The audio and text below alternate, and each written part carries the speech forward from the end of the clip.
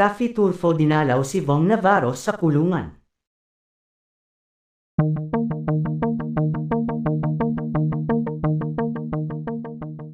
Nangako si Tanya Bautista Navarro, ang asawa ng TV host na si Vong Navarro na gagawin nila ang lahat ng paraan para mapalaya ang asawa sa pagkakakulong, matapos itong voluntaryong sumuko dahil sa kasong isinampa ng modelong si Denise Cornejo.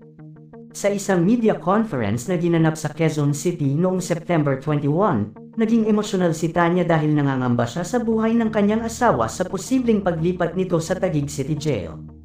Kagagaling lang ni Tanya mula sa NBI Detention Center kung saan binisita niya ang asawa nang makaharap niya ang mga miyembro ng entertainment press.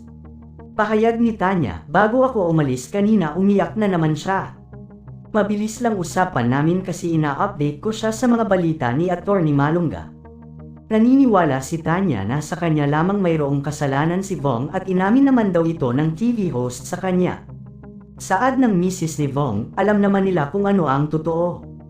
Alam nila na sa akin may kasalanan si Vong, inamin niya yun mula noon.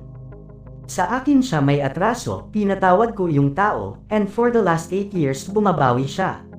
Ayon sa kanya ang pambababae noon ni Vong ang kasalanan ng TV host sa kanya. Nag-aalala din si Tanya sa posibleng maging kaligtasan ng kanyang asawa kung sakaling ilipat ito sa Taguig City Jail. Pagbabahagi ni Tanya, "That's very scary. Threat yun sa buhay niya.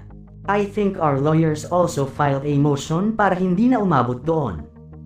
Ako right now ang worry ko is yung security for Vong.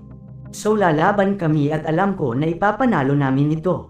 Sa huli ay inamin ni Tanya na hindi niya alam ang pagbuhos ng suporta kay Vong sa social media. "Thank you but I don't read. Hindi ako ganun ka-strong. Hindi din naman lahat naniniwala kay Vong, so I'd rather not read. Hindi ako pumasok sa commitment for nothing. Noong nangyari ito mag-boyfriend-girlfriend pa lang kami. Nakita ko kung gaano siya nagsasabi ng totoo kaya pinakasalan ko pa rin siya." Samantala dahil sa mga pahayag na ito ng asawa ni Vong ay mas bumuhos ang suporta ng mga netizens kay Vong at lalo na ng mga kaibigan nito sa showbiz industry. Maging si Senator Raffy Tulfo ay nagpaabot ng mensahe para kay Vong. Ayon kay Idol Raffy ay huwag umanong matatakot at mag-alala ang asawa ni Vong para sa seguridad ng kanyang asawa dahil gagawin umano ni Senator Raffy Tulfo ang lahat para maproteksyonan si Vong kung sakali mang mailipat ito sa Taguig City Jail.